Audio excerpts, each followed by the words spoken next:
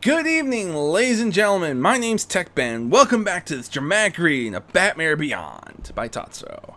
Chapter 8, Rise of Batmare. The past 2 years had seemed to blur for Bruce.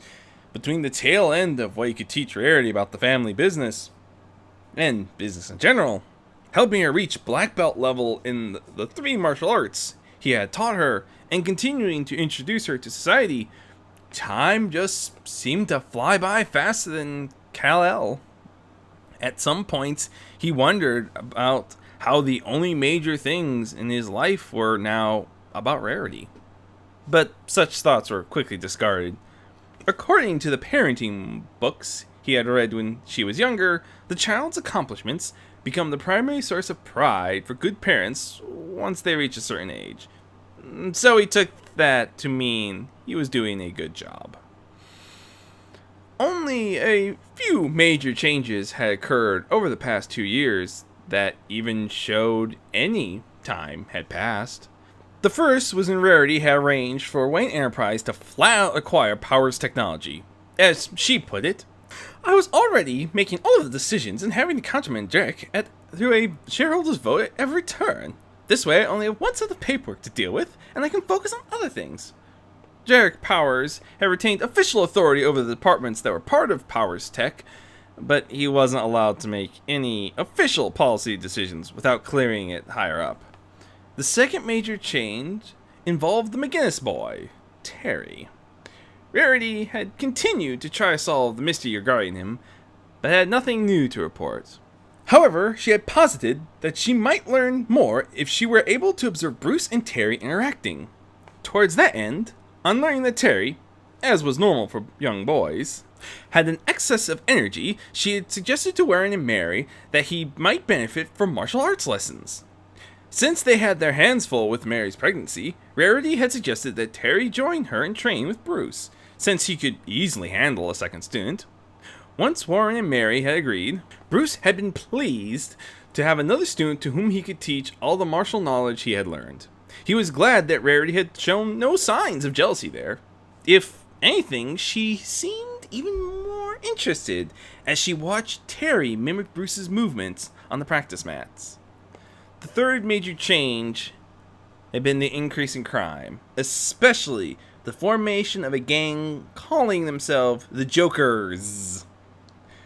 While they only engage in vandalism and petty crime so far, the fact that they dressed up like and claimed to be acting into the traditions of the Joker was quite upsetting to Bruce, though at this point he refused to explain to Rarity why.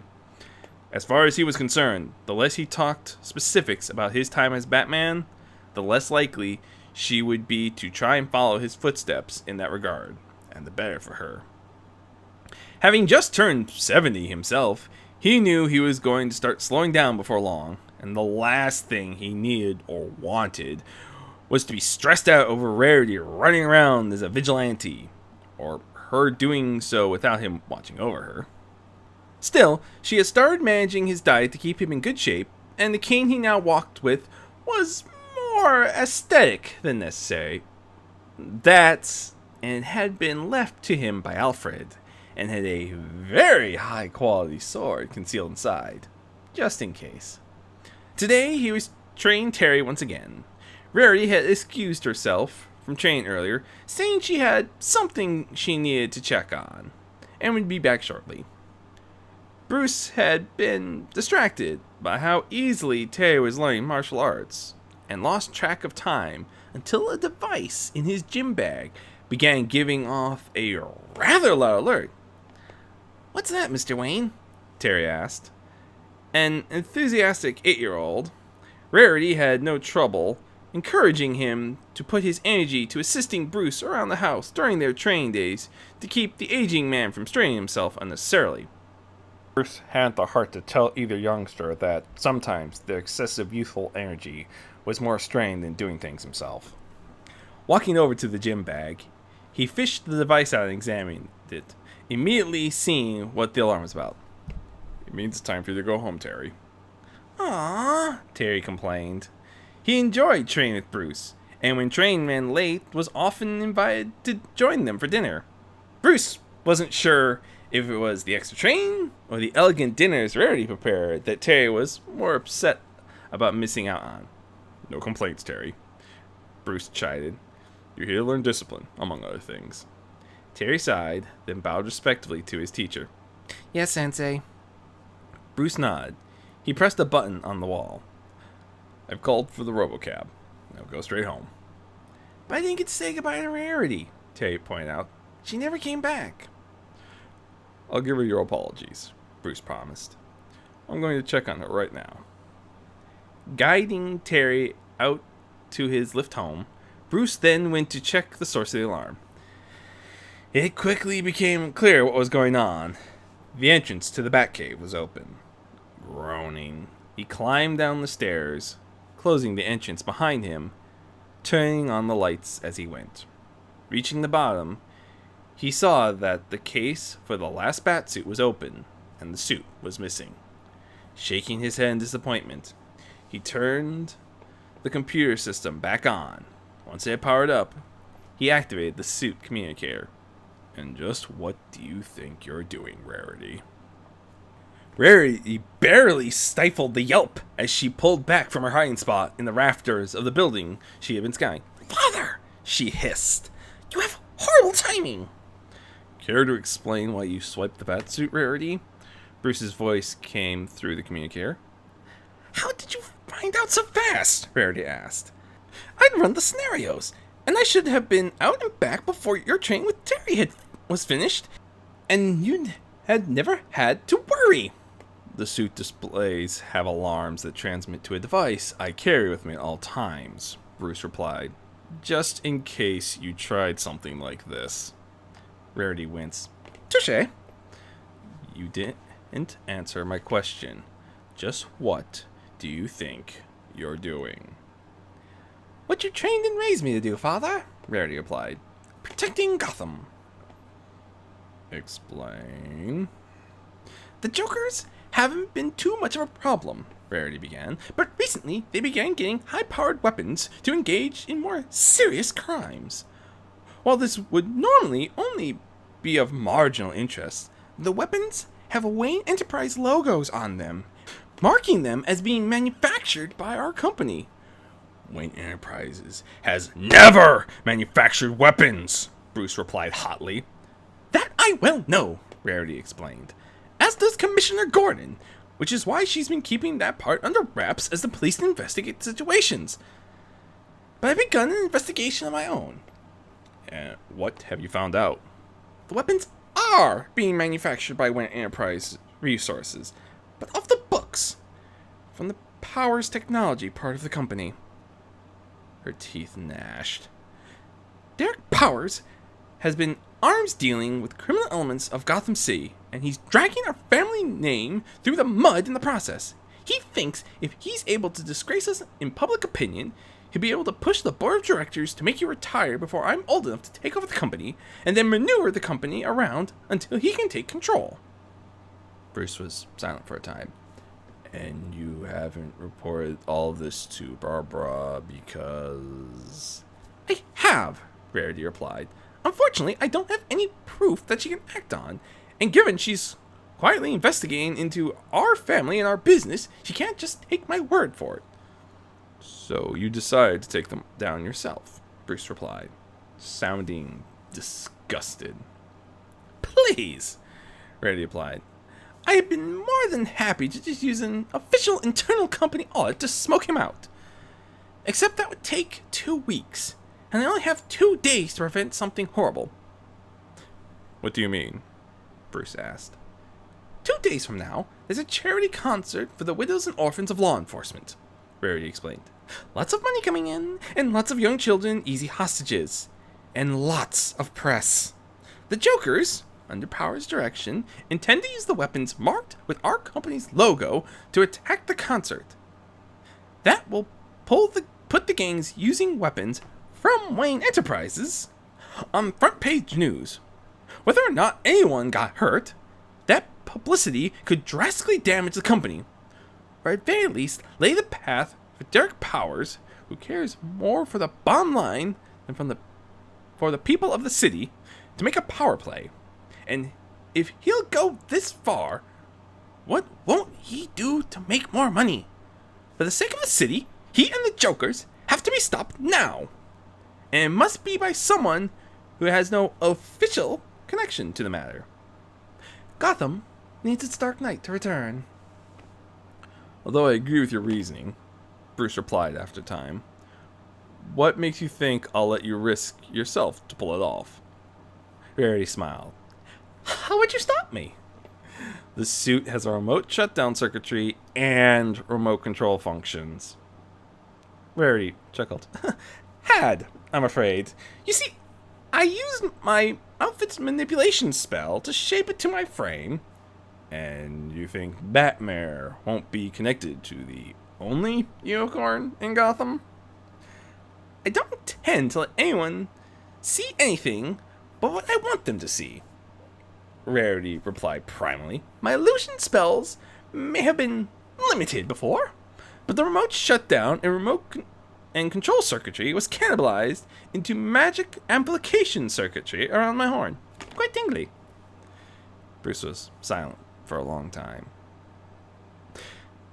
Nothing I say will convince you to come back, will it? I guess I'm a little too much my father's daughter. Rarity replied lovingly. Bruce sighed. Be careful. I'm still going to spot you. I've already gained access to local security cameras. Thank you, Father. With that, Rarity returned to her position, gazing into the window. Seeing below her Derek Power's agents beginning the weapons deal with the Jokers, she decided to put her plan into action. Charging her horn, she called a bolt of lightning between two clouds, up above and behind her. The Pearl of Thunder instantly drawing attention as the flash created the classic bat silhouette. Batman! One of the male Joker's gang gasped in shock. Can't be! Another proclaimed, he's dead! Smiling to herself, Rarity dropped from the window to the floor. Wings spread from her forelegs to conceal her exact shape.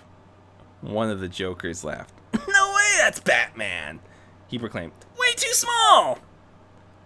Must be some sort of bat drone or something, one of the female Jokers laughed.